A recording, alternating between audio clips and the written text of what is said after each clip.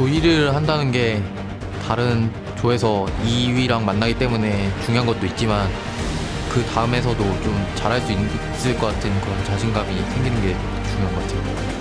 SKT undaunted take down Edward Gaming. 如果第2名出现的话，就说明就输给了 SKT 嘛。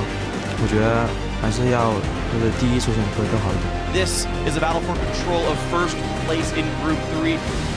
我觉得如果说下次遇到 SKT 的时候，我们就是能更谨慎一点，我们是有机会战胜他们的。 저희가 좀 우세라고 생각하고 지난 경기처럼 하면 쉽게 이길 수 있을 거라고 생각합니다.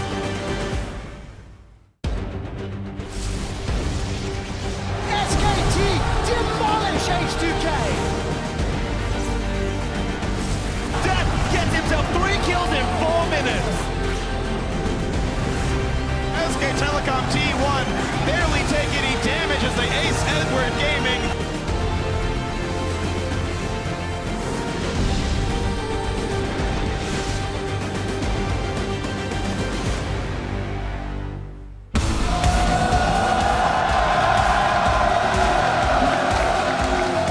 Welcome, ladies and gentlemen, to our continuing coverage of the 2015 League of Legends World Championship Group Stage. The crowd is hyped inside Le Doc Pullman, and earlier in Paris, we saw H2K warming up for their make-or-break games today. A lot on the line for them if they want to keep their tournament hopes alive. And of course, Coma and Cacao hanging out, catching up, friends as ever. Now SKT, they're getting in the zone though to face off against Edward Gaming in our first match of the day. That's a big one, very important to determine which team will be coming out first. And Pawn and Def looking ready to go. Again, they're fighting for first place themselves. Hello everyone, I'm James Dash Patterson here to break down all of today's action with the help of Season 3 World Championship finalist and former captain of Royal Club, Tabe. Welcome to the desk. Hello, Dash.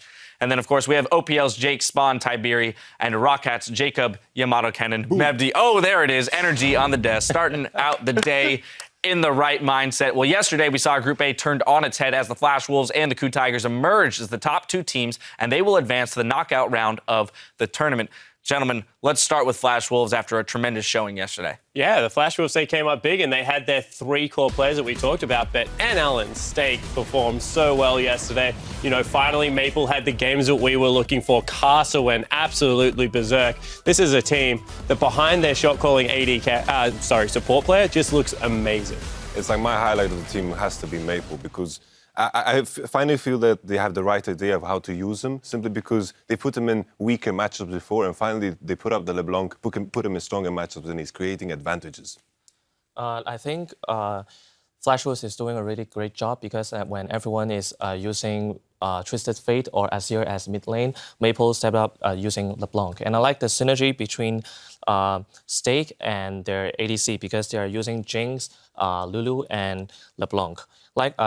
Do you think because Stick isn't playing that good because he's the caller of Flash Wolves, but because of his mechanic skills is not as good as other players in the world, he chooses to use Lulu to protect Jinx and LeBlanc. Yeah, it's that overall synergy. Yeah, he's just able to get his assassin in and out of that fight. That's what we said. They either had the Lulu or the Morgana every time they were willing to play that assassin, and it just set up kills all over the map. Another team that was showing quite a bit of synergy was the Coup Tigers. I mean, they dismantled teams in some of our faster games of the World Championship. Yeah, it's so funny with Coup because they struggled against Flash Wolves and they said it was because of 2 surprise picks.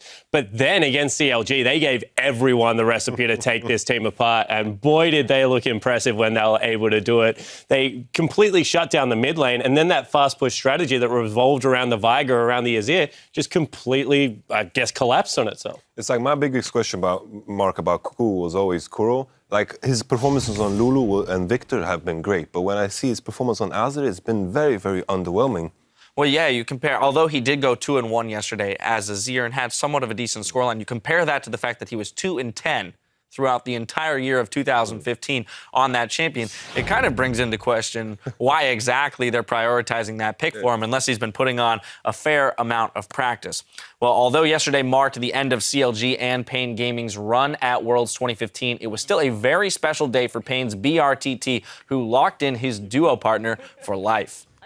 This is, amazing. Most successful wildcard team ever. Most successful proposal at Worlds. What more can you ask for? I feel like that's the perfect end cap to, a Worlds run for any He's player. a real winner. He's a real winner. He is absolutely a real winner. And of course, looking towards today's games, it's all about Group C, where SKTelecom reigns supreme at 3-0, while Edward Gaming are right behind them. And of course, H2K and Bangkok Titans follow them up. Now, the fight to advance to London continues in just a few minutes, starting with a clash between those two Goliaths. Then the Bangkok Titans will go up against H2K and stay on the stage to face Edward Gaming later on. A lot of eyes are pointed towards this first game, as SKT got the better of EDG last time, but if EDG can even it up this time, they could force a tiebreaker for first place at the end of the day. Yeah, this game is the game that everyone's looking towards. SKT in a very methodical game, I'm going to say, good lane swap into very good team fighting, pulled EDG apart the first time, but I think that there are things at EDG, and I actually want to hit Tabe on this one. Do you think that EDG can take this game? I think EDG versus SKT, the last game, if they want to win SKT this time, they have to learn from their experiences last game. For example, their top laner, Amazing Jade, isn't doing very good against Marine. And the second thing is they have to know that after lane swapping, how they have to handle with the turrets. Because SKT chooses to have the first dragon, but they deny the experience for Amazing Jade. That means that Amazing Jade choosing Darius and Marine counterpicking with Renekton, it would be a really harsh time for him. Now, Yamato, we saw between these two teams that SKT was able to close the game out very cleanly after getting just a small advantage early in the game. With these two teams operating at such a high level of play, how quickly or how soon into the game are we going to look for things to tilt one way? I feel like one big mistake is always the deciding factor in high-level play. We have two very, very strong teams, and these are teams that are going to take an advantage and ride that throughout the game. In this particular game, it was exactly as Tabe said. We had a lane swap situation where Amazing J was sent to the wrong lane. He was in a lane that was like the creeps were moving towards the enemy, and it's very hard because the jungle will just crash you. And then, of course, the Drake fight. Yeah, and the thing about EDG is that they wait for their advantage a little bit later. SKT is a team that like to get their advantage at about 13 to 15 minutes. EDG like the 22-minute team fight where they can take everything off the map. They take the Baron, they take a Dragon, then they slowly crush you out. So I feel if it's an equal game for longer, it actually suits EDG. But if SKT can get another early lead, they are methodical at strangling you off the map. We had the statistic coming into the tournament that SKT at 10 minutes averaged about a 600 gold lead, but then by 20, nearly 3,000. So they really do blow open those leads quite significantly in that first 20 minutes of the game. Well, as the bracket continues to fill in, we want to take advantage of having Tabe with us on the desk to get an insider's perspective on the player experience at Worlds. So send us your questions about his personal experience on the World stage, his signature Annie support, or his thoughts on the tournament so far. Just tweet at LOL Esports with the hashtag AskTabe, and we'll be bringing him about later in the show to pick his brain. Now, one last piece of business before we get to the casters for Game 1, SKTelecom versus Edward Gaming, two of the strongest teams in the tournament going head-to-head on our first game of the day. Who's going to come out on top? Tabe, we're going to start with you. I think SKT will win the game. But the thing is, because I'm not sure about if EDG has enough time to deal with Marine, because I think Marine is one of the best top laners in the whole game, and the patch in the Worlds is the patch of the top laner. Yeah, I completely agree. When EDG came out against SKT at MSI, it's because that they did a good job strangling that top lane and the meta didn't suit it. Whereas now, as much as I want EDG to win this game, and I think that they can do it, SKT on odds are just going to probably come out ahead. All right. I have to agree with the other boys. My percentage odds has to be like 55-45 in favor of SKT, simply because of the mismatch in the top lane, as you said. And I think there's a mismatch in bot lane for EDG's side, but I just think the top lane is just so much more important, as Tabe has mentioned. If they win, it will be because Deft goes off. We saw when they came up through the gauntlet run that they had that Deft was able to play a great AD carry. And if they are going to win, it will be through Deft. And it's also very important to highlight SKT's smart draft. Like the way they picked the Renekton into the Darius, the Ryze into Echo, 2 picks that we haven't seen before in these matchups, and they just dominated the laning phase. Well, regardless, both teams here looking to make a statement to start off the day. Now, before we dive into that matchup further, we're going to send it to Shox for a word with some of the Bangkok Titans. Thank you very much, guys.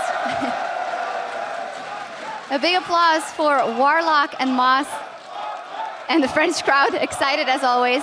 And Warlock is actually going to help with the translation for Moss, which is very nice. Well, first off, it's the very first time you guys got to Worlds, and in all honesty, you got drawn in a very, very difficult group. But how have you enjoyed the experience so far in the circus and all these crazy fans, rather? เขาถามว่าเราได้มาเวิลด์ครั้งแรกอะแต่ว่าได้กลุ่มยากอะไรเงี้ยแต่ก็โดยรวมแล้วประสบการณ์ที่ได้มาที่นี่เป็นไงบ้าง ก็เราได้ประสบการณ์เยอะเลยครับจากการโดนตบก็หวังว่าวันนี้จะทำได้ดีครับ Okay, so Moss is saying that he's learned a lot from playing against the best teams, and he hopes that today will do better. Okay. Yep. Yeah. You agree with him? You have anything to add to that? No. No. Well, now I'll ask you the next question. You mentioned already you got to play all these great teams. What game do you specifically maybe have your eye on in this one to get that victory for you guys and maybe a couple of victories? I think we're just trying to treat every team the same or every game the same, or at least that's what I think we should be doing. I'm not sure, so I don't think we have any team in particular that we want to focus on. What has it been like playing, especially teams like SKT and like EDG, who are considered some of the best teams in the world for you two?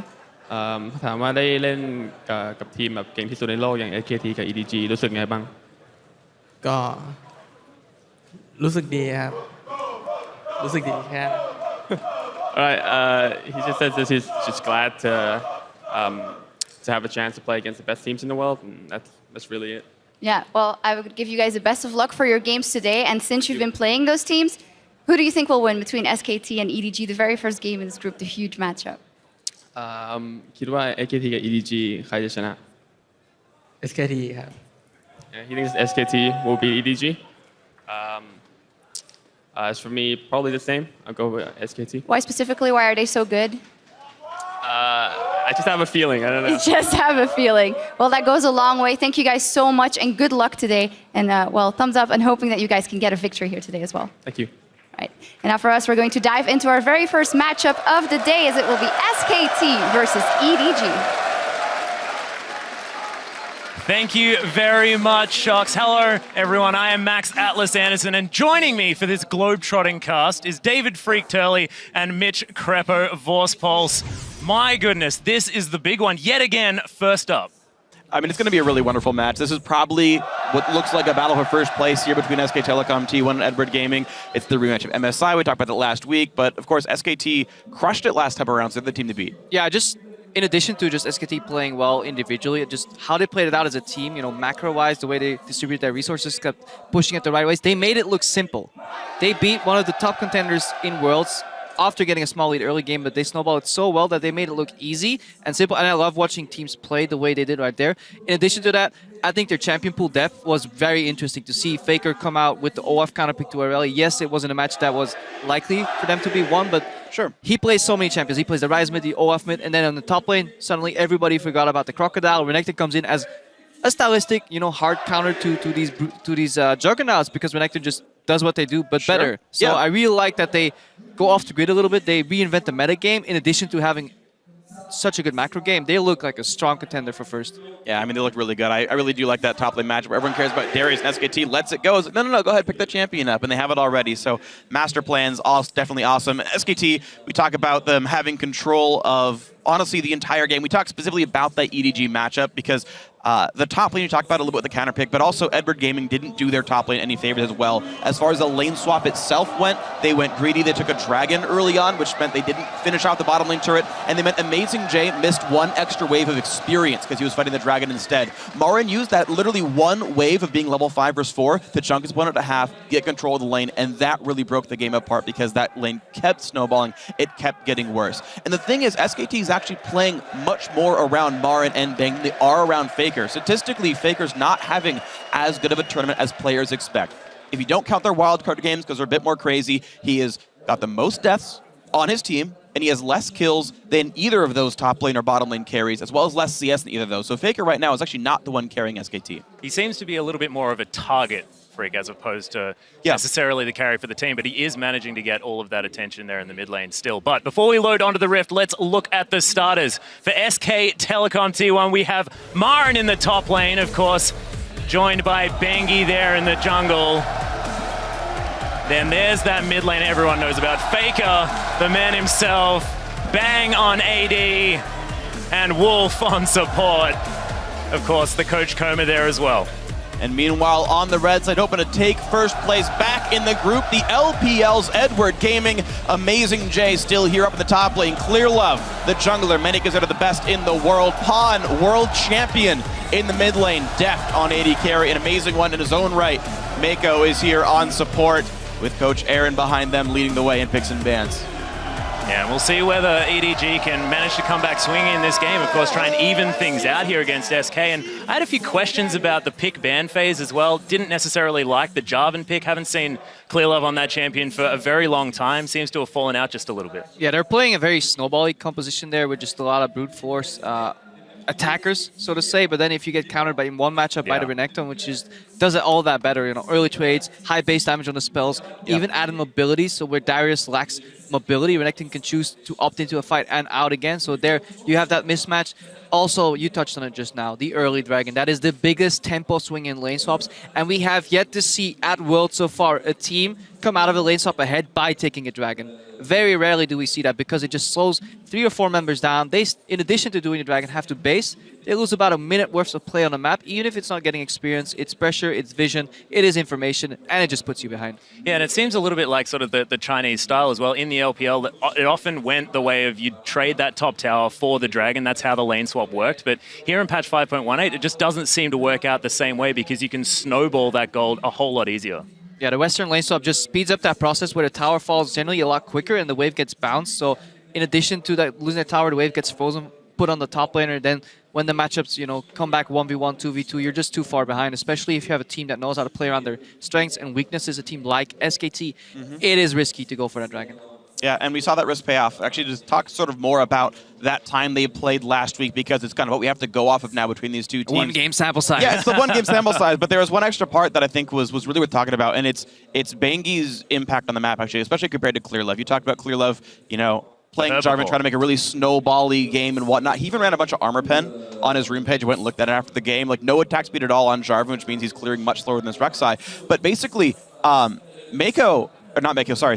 Wolf and Bangi got a bunch of deep wards down inside of Clear Love's jungle. And Clear Love was spotted for about half his jungle camps. And everyone knows, okay, Jarvan's killing the red buff. We're going to be fine. No big deal. Whereas Bangi was invisible the entire time. And for about half the laning phase, when Amazing J matched back up in the top lane against Marin, he's like, I don't see Rek'Sai, and my turret's dead, and just sits like 2 to 3 screens away from the minion wave and waits because he doesn't know if he's going to die or not. He doesn't want to be the one to feed and break the game open. And that was an extra reason why this early game went so badly for EDG last time. And that deep vision this tournament has been fundamental for teams to start winning because we saw it even look at for example, the game of Origin versus TSM where it was impossible for TSM to get any deep wards because the jungle was dark, whereas Origin were playing with full information. We'll have to see if these teams have fixed that vision game because both of them actually mastered pretty well. SKT has really just map control, and EDG, for me, are the masters of abusing Fog of War. So maybe if the game goes a little more even, stale into the mid game, we could see that come out from Edward Gaming. That's right, but we are into Champion Select, everybody. We do have Rek'Sai banned away first up here from SKT,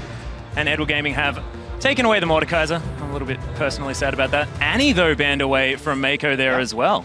Well, Mako is incredibly good at the champion. So, and that's the thing is, SKT, when they're not on red side, they will almost never ban these, like, air quote OP champions, the big power picks that everyone cares about, right? You see, like, the 87% Gangplank and Mordekaiser bans. Those are traditionally red side bans. EDG just kind of playing their part instead of trading these picks back and forth, as many teams often do with, like, the old power picks. It feels like right now at Worlds, those champions keep showing up on the red side bans, and it's hamstringing EDG's choices here. Yeah, and if we look at this as well, it's the fact that Rek'Sai is the first ban away here, and it was first picked by SKT when they had the opportunity to last time around. The Kalista was the first pick from EDG, but now once again, Rek'Sai denied from Clearlove, and he's just a fantastic Rek'Sai player, and see whether he can make anything else happen on a different champion.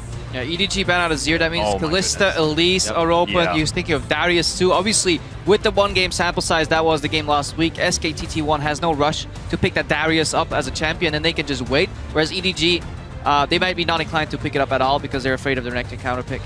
And I don't expect to see them pick their support right now either. Last time we saw these teams, there was an early Alistar ban, which then meant an early Braum pick, and that was they're trying to pinch champions this way, but instead, it's interesting they're going somewhere entirely different with it. They could go for, Edward Gaming here could go for an early AD carry support pick, more so to just secure the support they prefer. Obviously, there's no pressure on the jungle pick. They still get to reveal one more pick later on if the lanes want to hide their picks too. They do end up going for Gragas here. Just a generic jungle pick, really. You could fit that into any position. Yeah, I don't know. I don't know whether I like that. I just want to see Clearlove play Lee Sin again. His KDA on the champion is unbelievable. This guy is a fantastic Lee Sin player, and we've seen this patch has been a little bit nicer to the guy, but Bengi is going to... bit of a no-brainer lock in the Darius here. Well, that's the thing is, again, SKT actually, I don't believe they've played it themselves. They're happy to let other teams go for it and counterpick themselves. We see so many teams hover a champion just to try to make you pick it. And be like, remember this guy? Remember how good Tom Kench is? You want to play that champion yourselves? And again, we're seeing SKT hover and then switch champions, right? There's the Tristana lock-in. I think we're doing a brief call-out to his Tom Kench AP mid-game from earlier. Of course, yeah. But there is the Darius after all. Yeah, touching back on the Gragas pick, I do like it in the sense that it gives you a well-scaling tank that still has early pressure.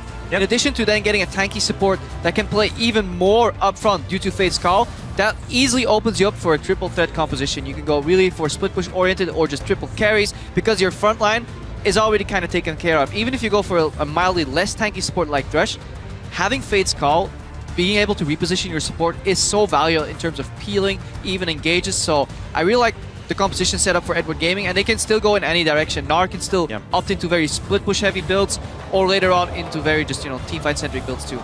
Yeah, and the catch comp once again. It seems like FLICKR has the idea of, I really want a Rune Prison for a Kalista, so I can just lock her down, we can exploit her in that moment and take her off the board. It was a fantastic way that they dealt with it last time around, and Trundle would be interesting. Yeah, well, we'll see. I do really like what happened with the Ryze versus Kalista. It did work very well for SKT the first time around. That was the matchup they got for themselves. But EDG, I think, have done a very good job in Champ Select right here. Before, they lost both their solo lanes to SKTelecom T1. They lost the Darius Rek'Sai matchup, or Renekton matchup, and they lost the Echo versus Ryze matchup. Now, EDG gets to last pick, or basically counterpick both their solo lanes. Now it's Gnar and the Darius, and it's last pick for Pawn. EDG should have a much better laning phase now. There are dissenting opinions whether Tristana Morgana beats Kalista Thresh or not. I think it's a skill matchup in essence, but if they play equal, I think Kalista and Thresh actually have the early trade advantage. So that would mean that SKT1 is definitely looking for a lane swap, since Gnar absolutely bullies out Darius in lane. So we have the counter pick in mid lane right now here. We'll have to see what Pawn ends up locking in, but overall, this is very likely looking that SKT1 wants to engage a lane swap. Well, they do. Yasuo is currently the hover here for Pawn, of course. Definitely one of his, it's a Pawn flavor champion, but it's probably not great into the old Ryze. But this is definitely a signature pick. If it's the Twisted Fate, that would make some sense. And this would be very good for the lane matchup itself. Great gank synergy, targeted stun, come with a Gragas afterwards, as well as getting around the map and setting up all these picks. Yeah. We've seen so many good TFs at Worlds so far. I love seeing the champion. There it is. In addition to the 1v1, it is actually pretty passive because Ryze really can't punish the TF. TF has really good spacing in lane, stands at a distance, farms safely. When Ryze goes in for the chain combo, it will get broken with a gold card. TF can simply walk away in that sense. So Edward Gaming are locking in for a very pick-heavy composition. 1-3-1 is what they want to be looking for later on. I'm not sure if they actually move the TF to the bottom lane or not. Relatively low on wave clear if TF is out of the equation. but really good matchups. 1v1 Nara into Darius, the 2v2 with FateSkull, TF ulti in, can make so many plays. So Edward Gaming, they want to play the map. Yeah, and if EDG get ahead, that comp's going to look really good. Meanwhile, you look at SKT with their lead. You mentioned low wave through without TF. Tristana, a great sieger, of course, but I'm thinking about the Elise pick here because she's a good early game jungler, but eventually gets outscaled by a Gragas in terms of team fight power and tankiness, and I don't see many of these lanes being gankable. You've got a Thresh Lantern, TF playing back, Nara can hop away. I'm not sure we're going to see anything happen from Banky.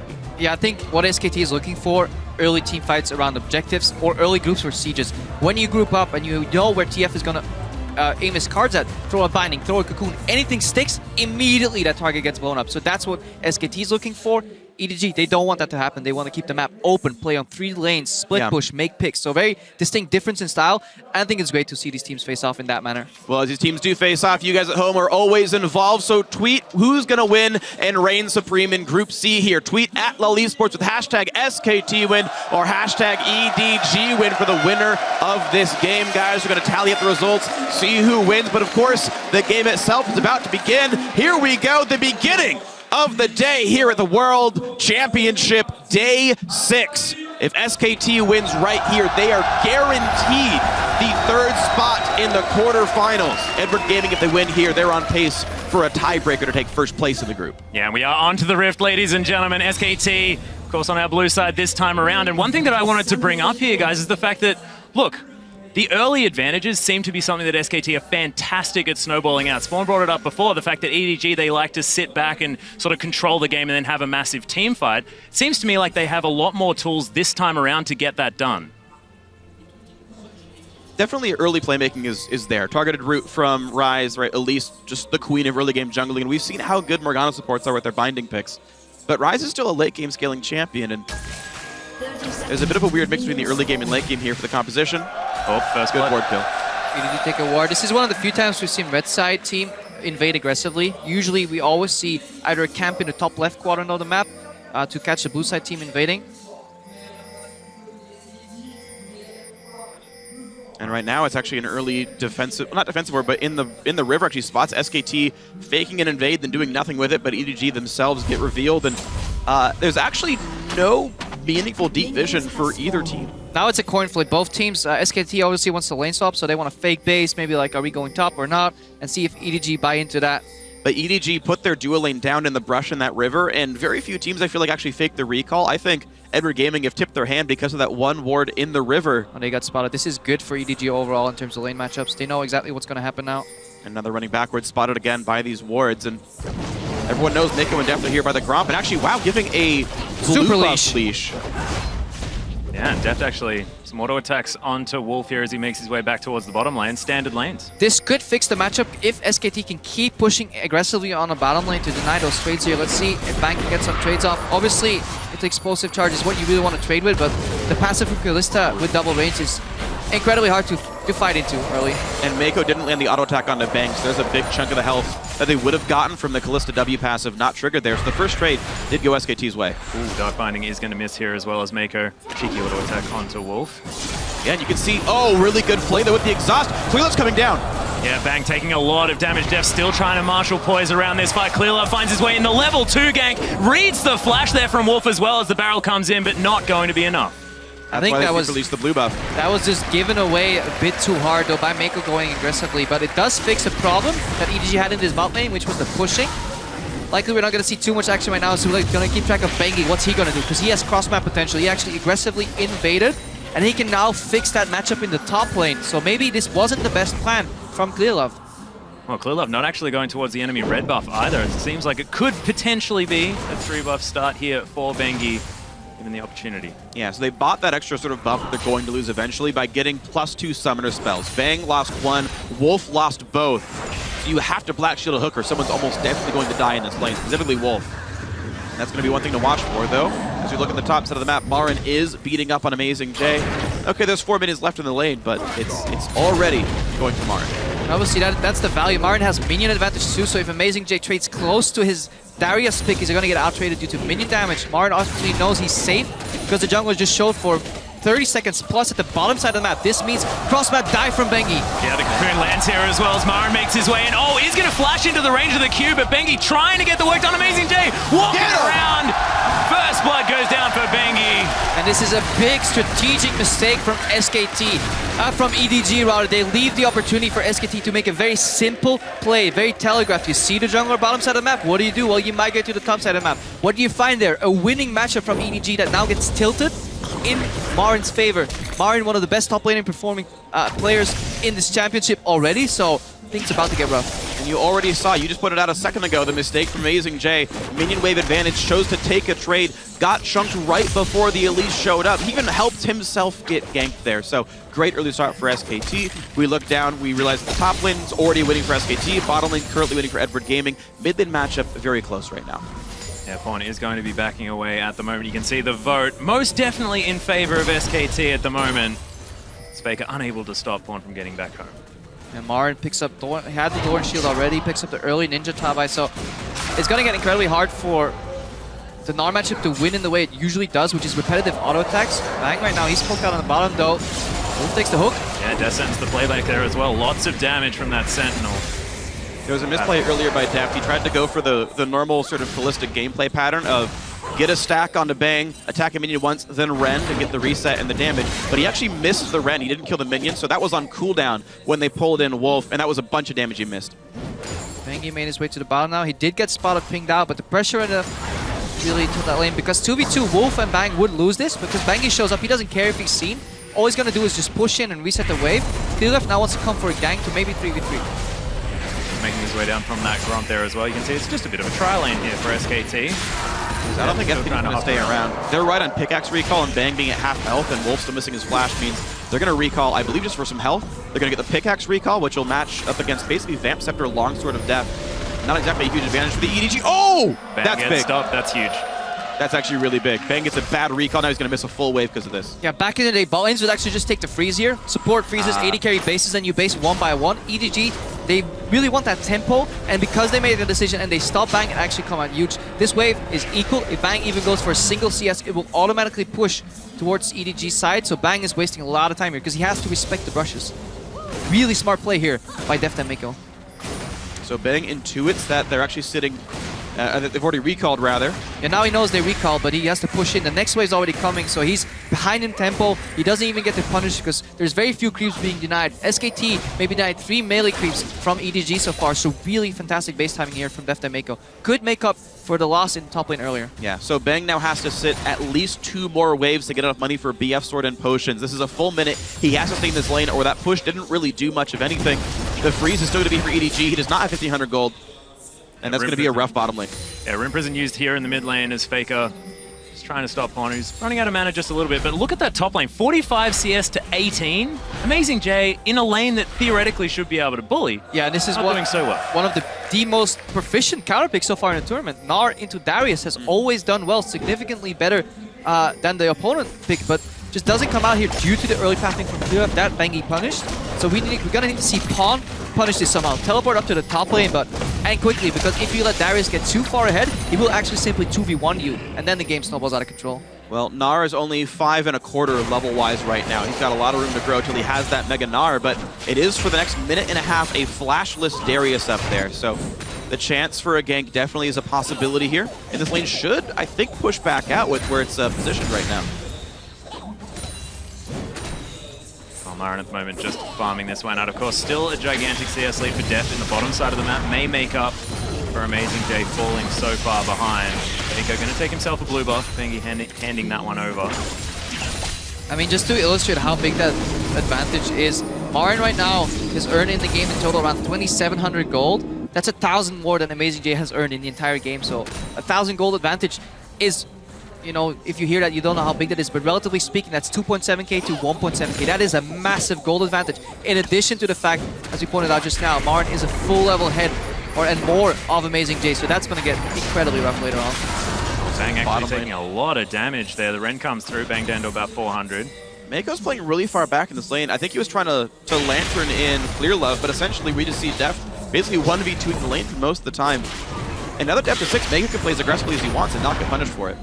Pawn needs to answer this gank in the top lane, or Amazing J's screen is about to go gray again. That's Mega Gnar. They're going to wait for that to time out. It times out right now. There comes the push.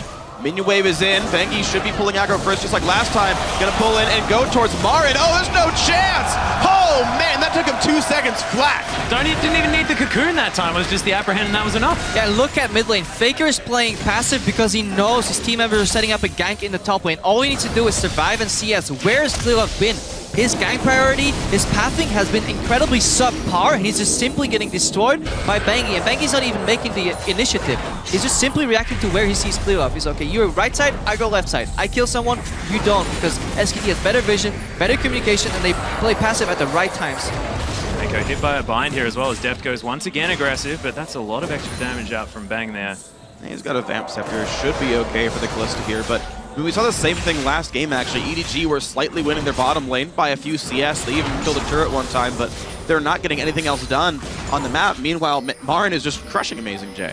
Oh, Vaughn. ClearLove both in position here as Bengi's trying to take down this pink ward. Oh, Golkar dodged there by the repel as the flash is used from Bengi to get him out of trouble. Still the correct play. You can't open up with Body Slam Flash because if that gets repelled, you lose a summoner, so it's Golkar for summoner, which is worth. And again, this is the pink wards that EDG used to come back into the game. They really like vision denial, trying to make picks that way. But Pawn is already level 8, approaching 9. And he needs to start teleporting around the map. TF is picked for his global ultimate because if you look at FLICKR, he's comfortably farming away. Has 2 mana items already completed. That is no combat stats, but that's going to build and build up over time into incredibly high damage potential. Whereas Pawn, he's in his peak kind of right now. Between like 11 and 16, that's where he wants to teleport and influence other lanes with that TF kill. The weird thing is, pink wards here in the river still. So Deft actually, this tournament so far, has bought 14 pink wards as an AD carry. No less than 4 pink wards a game. As high as 6 actually based on when he's been in. So pink ward is definitely the big star of the show here for Edward Gaming. The problem is though, you talk about Pawn and his power spike right now. He went for a catalyst. He's like, doesn't even have that much power, but this hook is pretty good on a Wolf. Yeah, the box goes down as well. Wolf actually flashing out of the way. Nice damage here from Deft and Mako as Mako's still trying to get in. The Destiny comes down. Pawn does have the flash. There's the gold card. Deft picks up the kill. Mako teleports in. Marin's here as well. The one singular teleport from Amazing J is going to be cancelled as EDG. Triple apprehend from Marin as he may clear this one up. Bengi picks up the kill on ClearLove, but it's a 1-for-1 in the end. Hey, look at Amazing J. He knew exactly that he had to cancel his teleport right there because the counter to 1 global is obviously double teleport. Luckily for Pawn, TF ultimate is shorter cooldown than a teleport, so we have to see if he can make the next one work.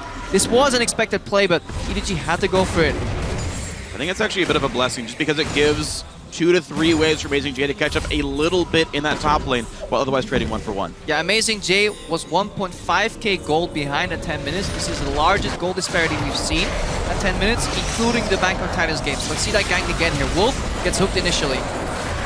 Flash is late too. He actually hits the box wall. That slow was a really big deal because otherwise he would have been out of range of this Pawn gold card, and they just layer the abilities just in time. Ren barely in range as well. And if it weren't for Fate's Call, Mako would have dropped here too. You see here exactly what we talked about earlier, teleport cancel, because if Nar goes in here, he will just bait his teammates into a fight they can't win. Good peeling, gold card there from Pawn. They only lose 1, so overall for 2 teleports, going 1-for-1 is a good trade for EDG. Yeah, it was also a decent explosive cast there from ClearLove as well to get FLICKR out of that fight. Still had to walk up, try and get any rune prisons down. On some damage there as FLICKR deploys the ult and runs at him. Yep. That'll do. He was doing that last week as well in the Echo matchup. But first of all, Mako in a bad spot. Deft does have ulti, but maybe a bit of afraid. Bang! Mako is not going to get any help at all. This is going to be a dead thresh. Yeah, doing the stop. Oh, I take that back. Fate's Call was down. I take that back. So Deft was unable to help him. Yep. That's honestly a mistake from Mako. With such a short cooldown on Fate's Call, you can't afford to move into that rush with no vision. Just wait for the safety. If you waited 10, 20 seconds longer, Fate's Call comes up and suddenly you can make uncounterable plays almost.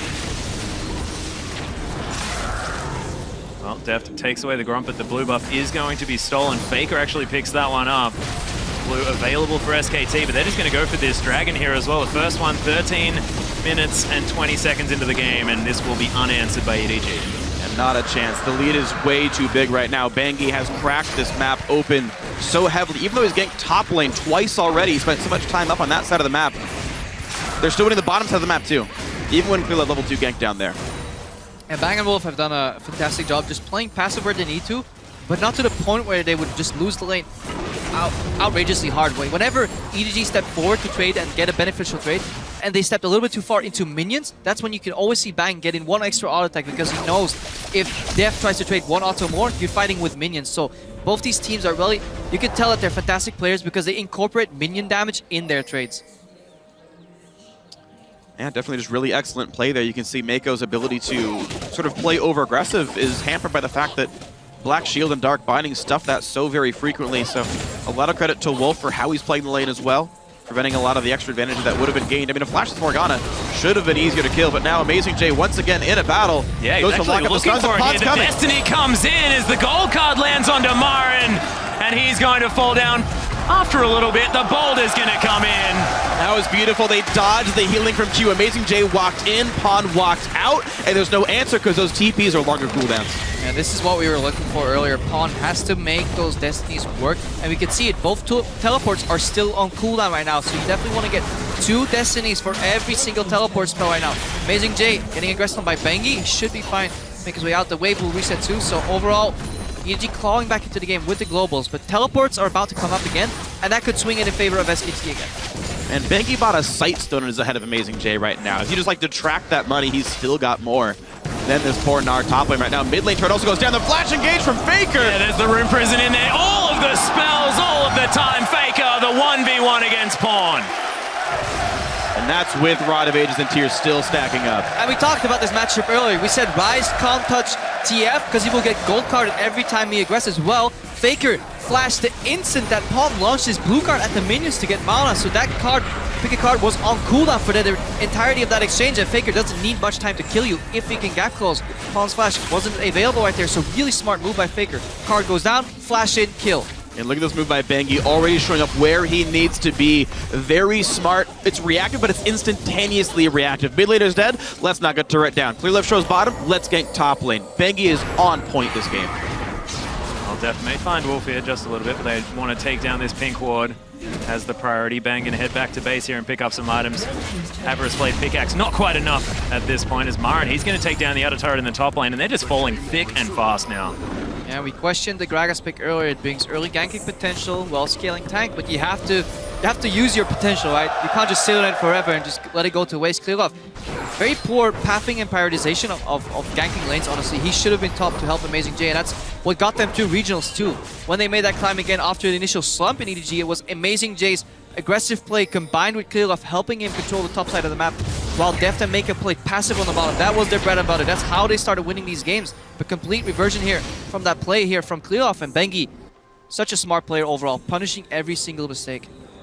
I just want to go back to Marin here as well. Almost 50 CS in the lead on this Darius, despite the fact that he did get ganked there in the top lane. It does have the Black Cleaver completed. Looks like Steric's Gage might be coming in as his next choice as Wolf, just trying to get some deep vision down as Clearlove's going to notice that ward. But once again, Clearlove getting spotted in the jungle. And look what SKT is doing. They know, EDG know, but there's nothing they can do. They set up so many plays that are almost uncounterable. Right now, FLICKR's moving down, so he will match Pawn anyways if he teleports. And they simply want to pressure you off the tower. They don't want you to defend and dive you, because that could go wrong. They simply want to show you, hey guys, we're here with this many people. It could be wise for you guys to back off. Oh, the looks something. Destiny comes in. FLICKR, he's going to get stunned up. Teleports from both top laners coming in as well. Fate's Call's already down. The box in a fantastic position. EDG losing so much health though. The dunk from Marin. Deft still alive at the moment as Amazing J with a big Gnar. Oh, the heal! That was insane. Double kill now for this top laner. Pawn gets dunked at the same time, and Bang's just hopping everywhere. Absolutely amazing fight. SKTelecom T1 with the ace for only 2 kills. And it looked grim at the start, and actually this was probably the best way it could go for EDG. FLICKR oversteps his boundaries, but instantaneously Marin TPs down, and they don't even need FLICKR to win that fight. All he needed to do was soak some damage. So much damage came out of Marin there. And so much healing at well. the end as well. It's so hard to judge that Darius pick. You really need to finish him off. It's similar to a Tahm Kench. You can't just let him live at all. Kill him immediately, or they will just keep in that fight. Let's watch that again. There's a really good Black Shield as well that helps keep FLICKR from getting bursted out entirely. So okay, hook goes down. It's a longer cooldown because it missed it, but there's the gold card, there's everything else. And then this Black Shield's going to be really big because now Gragas can't knock him in or anything. And now great pull to set up the rest of the damage, and it takes so much effort to kill him. And now Marin's got the pass because he's got the execute. So he 5 stacks anyone he hits. Stun lands, and watch this Q. He flashes to line it up, and I believe he even hits 2 champions. He nicks Pawn as well as the hit on the def, and that means he doesn't die nearly fast enough. Yeah, more importantly, Bang went untouched that fight. He finishes the fight on 60% HP, 40% right now, but almost no mana because he was jumping around all the time in that fight. When you have 3 really big threats, they had to burst Faker, then they realized that Marin would drain tank them, plus had the Noxskin Might on already, so what are you going to do except ignore the Tristana? And this is another point where you just tunnel so hard onto Faker when you're up against SKT, because Def used his rend incredibly early just to slow Faker down, and then couldn't kill Marin in that team fight. He just couldn't get the damage across. And this is a stylistic mismatch between these two compositions that we touched on earlier in Champ Select.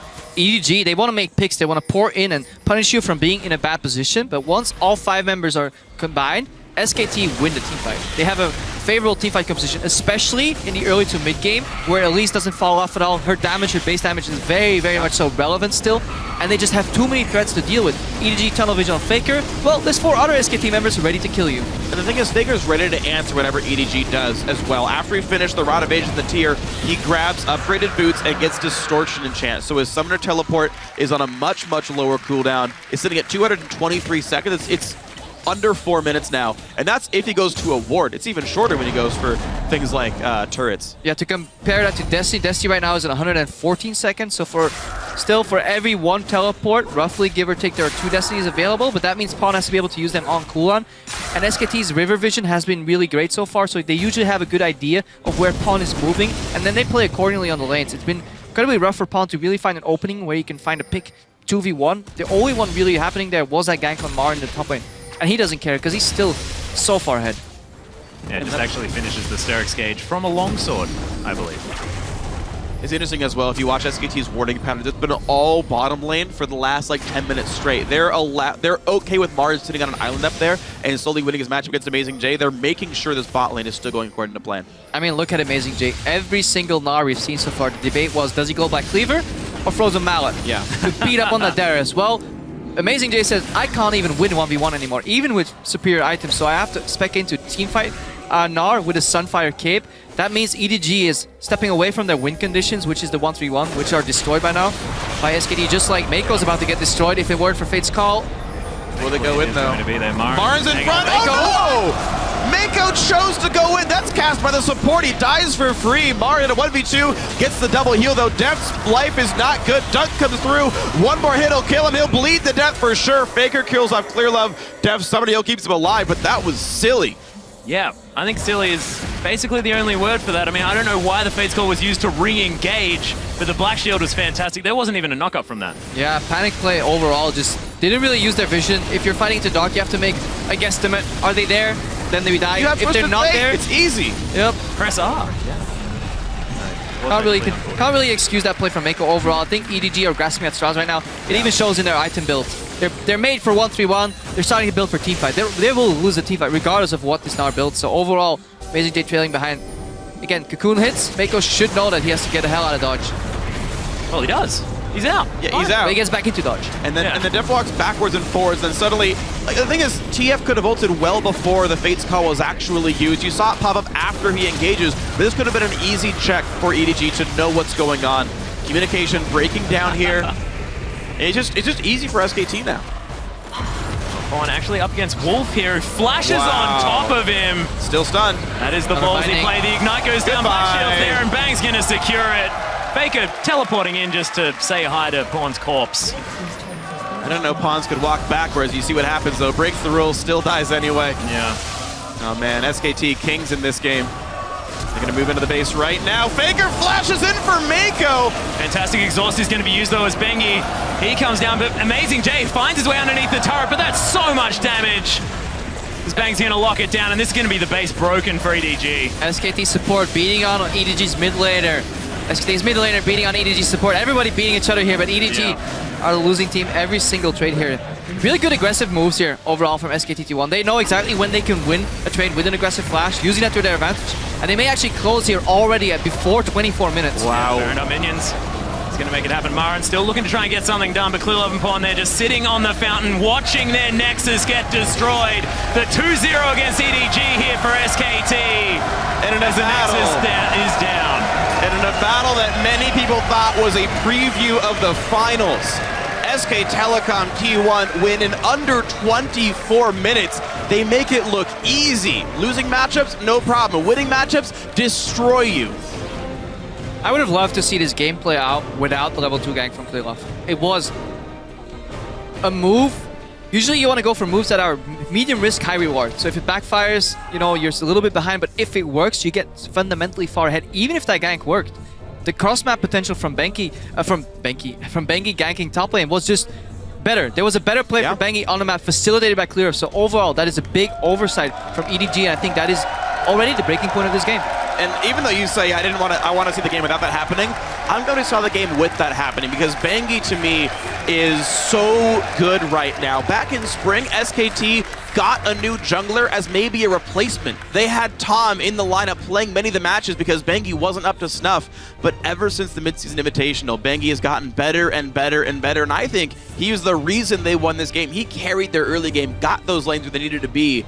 And Bengi's a pleasure to watch right now. No one was considering him in that top echelon of junglers coming here. It was. You've got guys like Kakao, guys like Clearlove. Well, now you better say guys like Bengi because right now he's making very good choices. He did get some praise, but he wasn't rated as highly as he is performing right now. Bengi overall, yeah, impeccable game. And just the communication. I like that SKT, they come into the game every time with a clear identity in their composition. They play to their strengths. They identify also the strong members on opposing teams and then just dismantle them. So not only do they read their strengths well, they read their opponent's strengths well, and then they dance around those beautifully, whether it's in picks and bans with the Renekton counterpick, whether it's in the game with gank prioritization. So impeccable gameplay so far from SKT. Yeah, and it was great play from Bengi there as well, but he was picking on Amazing J there in the top lane, who just did not look comfortable in this Gnar pick. It just didn't work. I mean, picking the Gnar, seeing the fact that, okay, it has worked against Darius in the past, it just doesn't work if you don't know how to play out the matchup.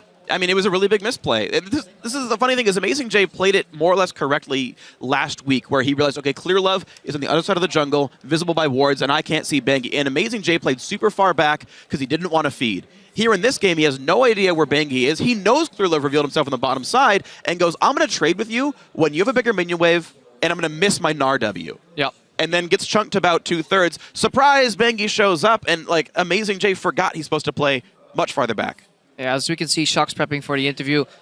We just talk about that matchup more. Just so fascinating. He played it right if he had the illusion of jungle pressure, but he didn't. And then you have to be flexible in that regard. Because playing it the way he did, which is letting himself get pushed in early, taking unfavorable trades, but then having Clearlove would show up in the top lane. Clearlove starts bottom right side, so then he goes top left side for the gank. That's generally what you want as a top laner. You pull the wave back. That guy has no gap closer. Even if you don't kill him, he gets zoned off to creeps. You deny experience. You deny CS.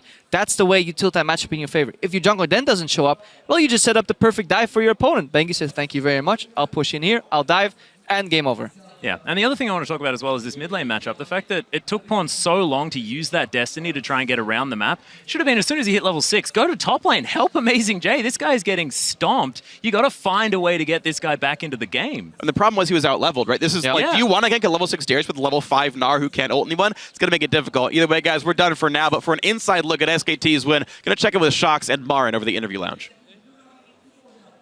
Thank you very much, guys. Indeed, top laner Marin and Homan to assist in a translation after another very convincing victory of SKT, who are now 4-0 in the group. And Marin, you did a lot of dunking on Darius, and we've seen a couple of times in the World Championship that the Gnar was actually a good matchup into Darius. What do you think happened that made it go completely out of control, and very good for you?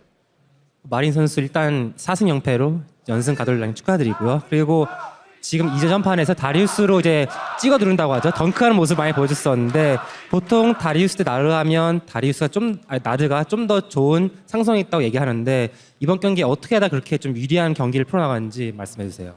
네. 일단 나르랑 다리우스가 그렇게 어느 한쪽이 유리하거나 하진 않는데 그게 이제 정글러 선수가 이제 클리어러브 선수가 바텀에서 시야를 보여주고 이제 저희 정글러 선수가 탑에 와가지고 다이브를 했기 때문에 거기서부터 아마 스노볼이 계속 굴러가서 일방적인 매치업이 나왔던 것 같아요. I don't think the two champions have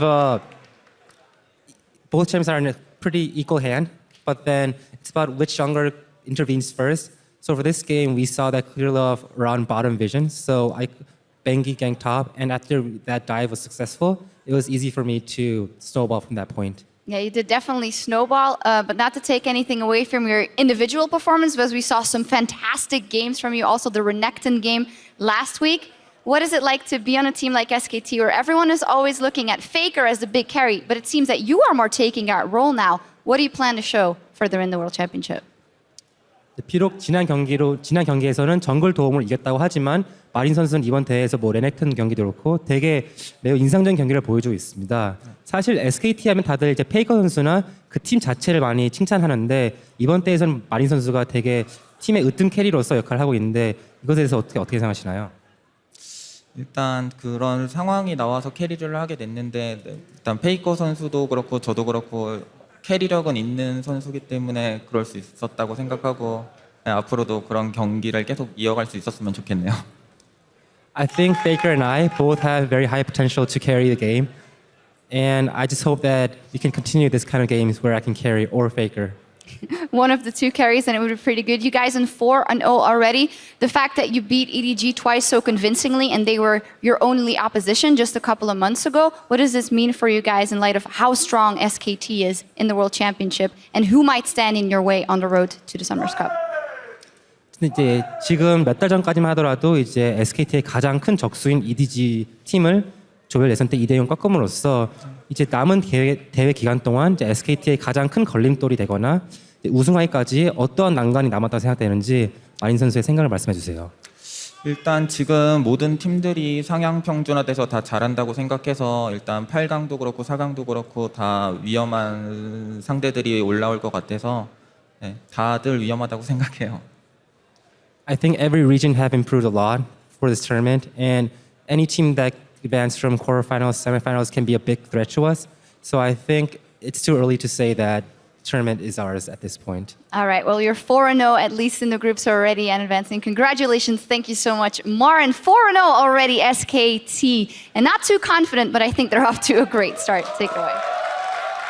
Thank you, Shocks. Another very convincing win there by SKT, starting off 4-0. You know, and up against a team that we thought would be a front runner in this tournament and would put up a good fight. But this is 2 games in a row now where SKT has exposed them somewhat. I still think EDG are a front runner. Like I think 2 very decisive games against them. But as we said, SKT are a team that if they get that early snowball, then they're going to win majority of the games that way. It's if teams can protract the games. And so far, sure, it's proven that EDG isn't the team that can do that in the best of 1 format, but you also need to give them a little bit more time. Right, but Tabe, I want to come to you because what we have now seen is a little bit more of a focus toward the top lane. We just heard from Marin there that they recognized in that matchup, Darius versus Gnar, it was going to be important to see which jungler could intervene first. SKT did that, and Marin ran away with the game.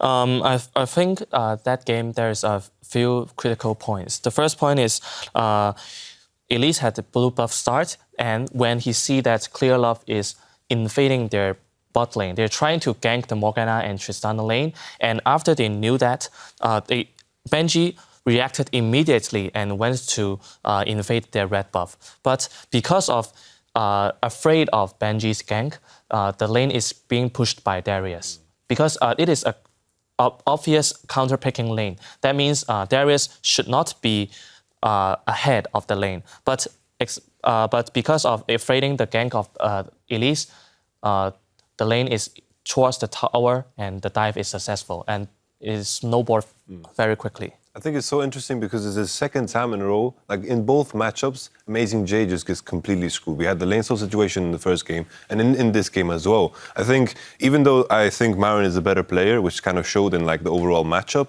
still the kind of strategy to just focus on the bot lane is just so strange to me. But one thing I do want to point out is that the bot lane strategy worked. they should have won that. There were 3 potions on Mako versus a mana potion on Wolf. Like, that should have been a very one-sided bottom lane. So they traded a top lane advantage for a bottom lane advantage, trusting that they had CC and not damage in their top lane.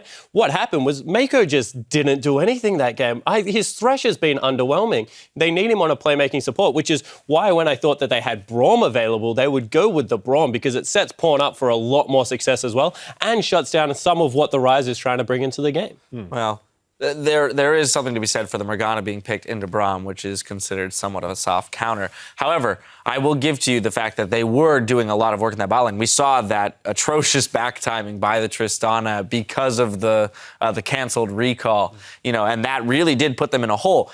But the double teleport by SKT, Rise and Darius being able to show up in that crucial, gank bot lane, which ended up trading 1-for-1 in kills, which should have been an advantage for EDG, was kind of big in terms of evening out that bot lane. More importantly, though, to your point, Yamato, about mistakes being taken advantage of in these high-level games, when you do have 2 teams that can execute with a lead, we saw a crucial fight, 17 minutes into the game in the bottom river, ends up being an ace for SKT for only 2 kills to EDG. For sure. The way it starts is kind of strange to me because Bengi is kind of caught off guard. We can start rolling the clip. Bengi uses his repel. My thought process right away is Pawn should gold card him. Bengi is standing right there. They're overcommitting into FLICKR. Darius gets the TP off in a perfect position because EDG is so clumped up. He's getting these heavy Qs off and he's doing too much damage. You try to kill him, he's kind of surviving with his low HP, and then again his Q heals him up and he's surviving way too long.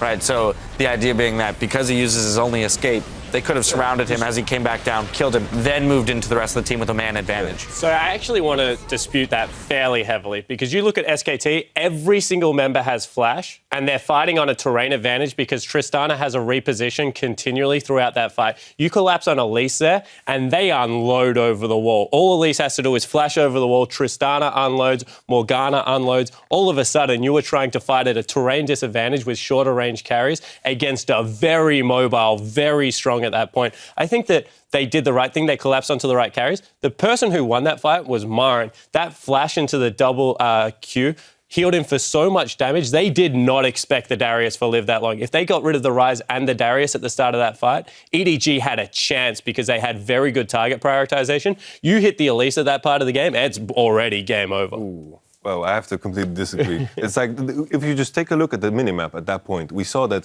simply because Bengi got caught off guard, he was kind of a freak. He had flashed straight into Tristana.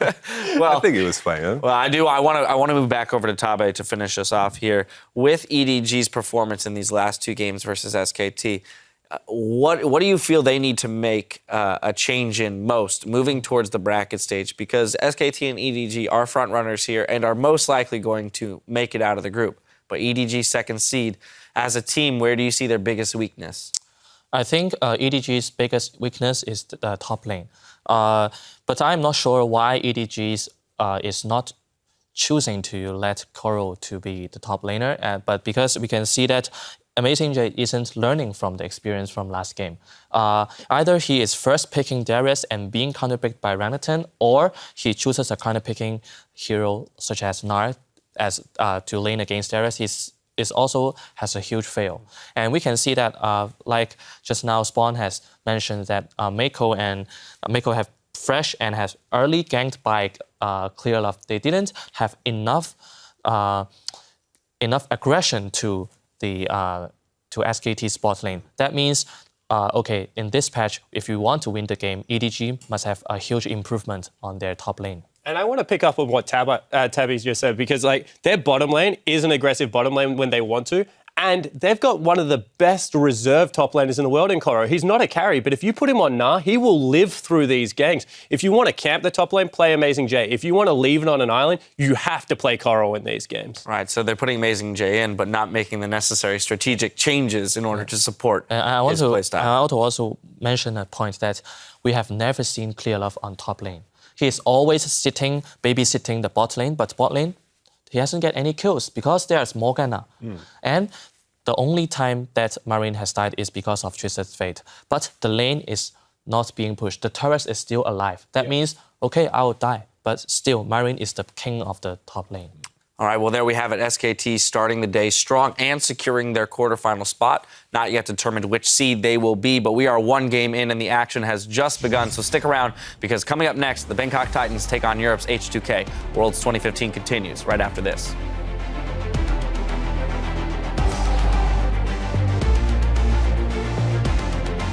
Wins right here. They are guaranteed the third spot in the quarterfinals. Yeah, the Cocoon lands here as well as Marin makes his way in. Oh, he's going to flash into the range of the cube, but Bengi trying to get the work done. Amazing J walking around. Teleport from Amazing J is going to be cancelled as EDG. Triple apprehend from Marin as he may clear this one up. Jump in de la part de Bang. Bang met suffisamment de dégâts. Pas de total. Il reste Metiki. C'est dommage. Fantastic exhaust is going to be used though as Bengi. He comes down, but Amazing J finds his way underneath the turret, but that's so much damage. The 2-0 against EDG here for SKT.